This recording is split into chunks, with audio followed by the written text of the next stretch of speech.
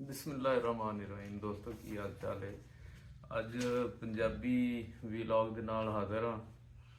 ਤੇ ਸਭ ਤੋਂ ਪਹਿਲਾਂ ਤਾਂ ਪੰਜਾਬ ਗਵਰਨਮੈਂਟ ਦਾ ਸ਼ੁਕਰੀਆ ਅਦਾ ਕਰਨਾ ਸੀ, ਜਿਨ੍ਹਾਂ ਨੇ ਗੋਹੇ ਤੇ ਟੈਕਸ ਲਾ ਕੇ ਫੀ ਮੱਝ ਇੱਕ ਯਾਨੀ ਰਵਾਇਤ ਵੀ, ਜਿਵੇਂ ਕਹਿੰਦੇ ਰਵਾਇਤ ਸ਼ਿਕਨ ਤੇ ਰਵਾਇਤ ਸਾਜ਼, ਇੱਕ ਨਵਾਂ ਹੀ ਕੰਮ ਜਿਹੜਾ ਉਹ ਚੁੱਕ ਦਿੱਤਾ ਹੈ ਤੇ ਜਿਹਦੇ ਨਾਲ ਬੜੀ ਲੋਕਾਂ 'ਚ ਹਲਚਲ ਮਚ ਗਈ ਹੈ। ਜ਼ਾਹਰ ਹੈ ਪੰਜਾਬ ਦਾ ਕਲਚਰ ਹੈ ਪਸ਼ੂ ਰੱਖਣੇ, ਮੱਝਾਂ ਗਾਵਾਂ ਤੇ ਬੱਕਰੀਆਂ ਤੇ ਸਾਰੇ ਜਿਹੜੇ ਜਾਨਵਰ ਨੇ। ਤੇ ਚੂँਕਿ ਅਸੀਂ ਪਿੰਡਾਂ 'ਚ ਰਹੇ ਹਾਂ, ਸਾਡਾ ਜੰਮਪਲ ਹੈਗਾ, ਤੇ ਅਸੀਂ ਉਹ ਮਾਹੌਲ ਦੇਖਿਆ ਕਿ ਜਦੋਂ ਮੱਝਾਂ ਗਾਵਾਂ ਦੇ ਗੋਹਾ ਦੀ ਜਿਹੜੀ ਹੈ ਉਹ ਕਦਰ ਹੁੰਦੀ ਸੀ, ਤੇ ਹੁਣ ਵੀ ਕਦਰ ਹੈਗੀ ਹੈ, ਪਰ ਉਦੋਂ ਤਾਂ ਲੋਕੀ ਹੱਥੋਂ ਹੱਥ ਲੈਂਦੇ ਸੀ। ਯਾਨੀ ਉਹ ਹੀ ਜਿਹੜਾ ਗੋਹਾ ਹੈ ਉਹ ਤਾਂਬੀਆਂ 'ਚ, ਬੱਠਲਾਂ ਦੇ ਵਿੱਚ, ਤੇ ਹੋਰ ਜਿਹੜਾ ਵੀ ਕੋਈ ਭਾਂਡਾ ਟਿੰਡਾ ਲੱਭਦਾ ਸੀ, ਬੱਚੀਆਂ ਜਿਹੜੀਆਂ ਨੇ ਖਵਾਤੀਨ ਉਹ ਚੁੱਕ ਕੇ ਤੇ ਲਿਆ ਕੇ ਤੇ ਉਹਨੂੰ ਘਰਾਂ ਦੇ ਵਿੱਚ ਫੇਰਦੀਆਂ ਸੀ। ਯਾਨੀ ਸਿੰਧ ਦੇ ਵਿੱਚ ਦੀਵਾਰਾਂ ਦੇ ਉੱਤੇ ਫੇਰਨ ਦਾ ਰਿਵਾਜ ਸੀ।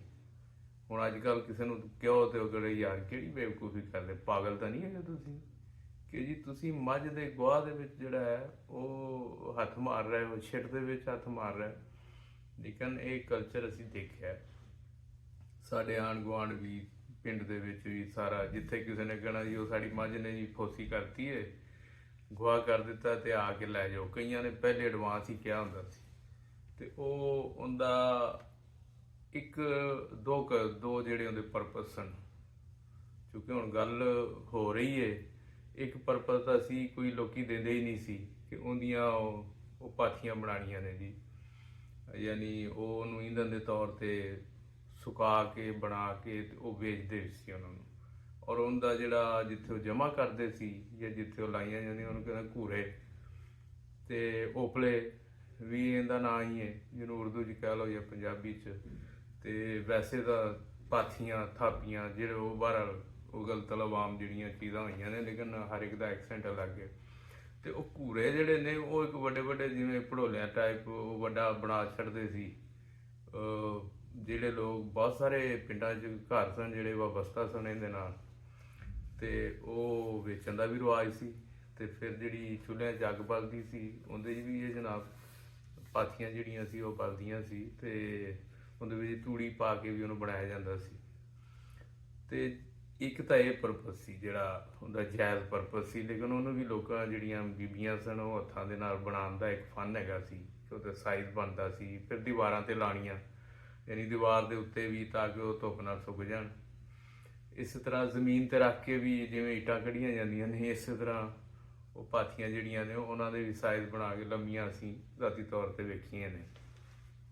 ਇੱਕ ਇਹ ਹੋ ਗਿਆ। ਦੂਜਾ ਪਰਪਸ ਜਿਹੜਾ ਸੀ ਉਹ ਘਰਾਂ 'ਚ ਲਿਆ ਕੇ ਤੇ ਉਹਨੂੰ ਖੂਬਸੂਰਤੀ ਵਾਸਤੇ ਜਾਂ ਉਹਨੂੰ ਫੇਰਿਆ ਜਾਂਦਾ ਸੀ ਕਿ ਤਾਂ ਕਿ ਹੋਰ ਤਾਂ ਕੋਈ ਹੈ ਨਹੀਂ ਸੀ ਸੇਨ ਦੇ ਵਿੱਚ ਵੀ, ਤੇ ਦੀਵਾਰਾਂ 'ਤੇ ਵੀ ਜਿਹੜਾ ਨਾ ਉਹਨੂੰ ਉਦੋਂ ਸਮਝ ਨਹੀਂ ਸੀ ਆਉਂਦੀ ਕਿ ਕੀ ਕੰਮ ਹੋ ਰਿਹਾ ਹੈ।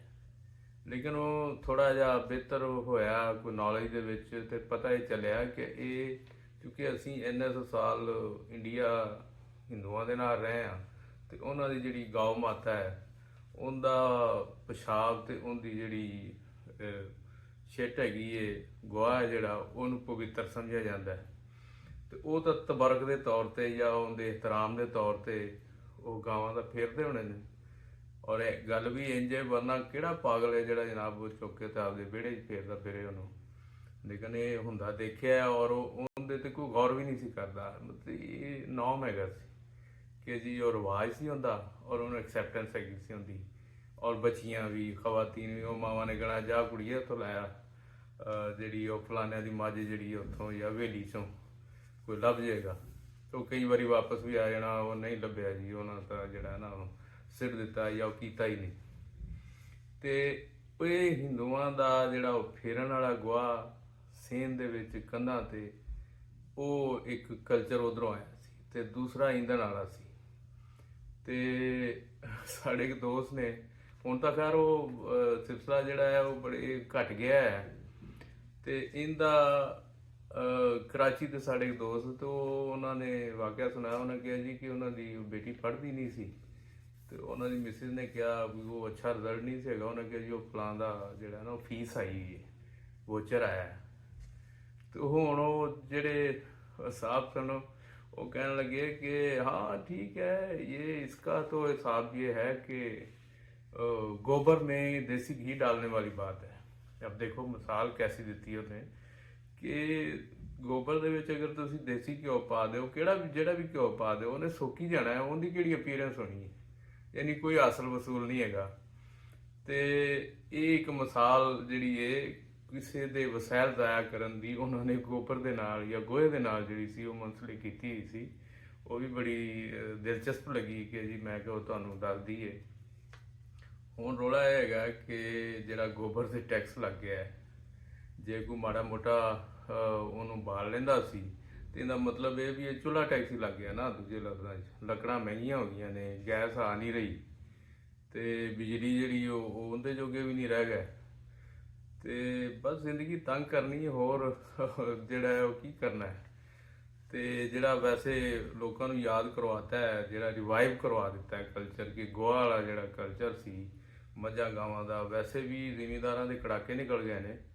ਉਹ ਮੱਝਾਂ ਨੂੰ ਕਿੱਥੋਂ ਪੱਠੇ ਪਾਣਗੇ ਤੇ ਕਿੱਥੋਂ ਜਨਾਬ ਜਿਹੜੀ ਉਹ ਉਹਨਾਂ ਨੂੰ ਨਾ ਕਿਸੇ ਸ਼ੈ ਦਾ ਰੇਟ ਮਿਲਦਾ ਹੈ। ਜੇ ਆਲੂ ਏ, ਮਕਈ ਏ, ਚਾਵਲ ਨੇ, ਗੰਦਮ ਏ, ਇਹ ਫਸਲਾਂ ਹੁਣ ਅੱਗੋਂ ਕਿਸੇ ਨੂੰ ਰੇਟ ਮਿਲੇਗਾ ਜਾਂ ਜਿਹੜੇ ਆੜਤੀ ਨੇ ਜਾਂ ਜਿਹੜੇ ਗਵਰਨਮੈਂਟ ਲੈਵਲ ਤੇ ਪਾਲਿਸੀਆਂ ਨੇ ਉਹਨਾਂ ਦੀ ਤਾਂ ਕਮਰ ਪਹਿਲੇ ਹੀ ਟੁੱਟ ਗਈ ਹੈ।